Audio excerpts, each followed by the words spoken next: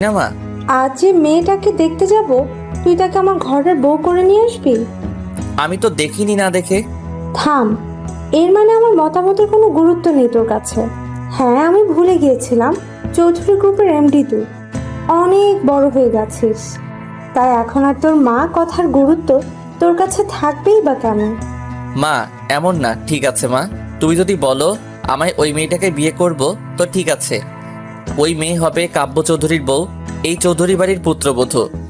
সত্যি বলছিস তো? হ্যাঁ, এটা তোমার ছেলের ওয়াদা। সালে বেগম অনেক খুশি, তার ছেলে তাকে এত বড় একটা কথা দিয়েছে। কাব্যর মা মিস সালেহা বেগম কাব্যকে বারবার করে বলছে, এই নে, এটা মেয়ের নাম্বার। এই যুগের ছেলে মেয়ে তোরা একটু বিয়ের আগে কথাবার্তা বলে নিবি, তাই ভালো। মা যাচ্ছি তো দেখতে, তাতে হবে? আরে দেখা দেখি তো ফ্যামিলির মধ্যে হবে, তারপর ও তোর একটা আলাদাভাবে দেখার দরকার আছে।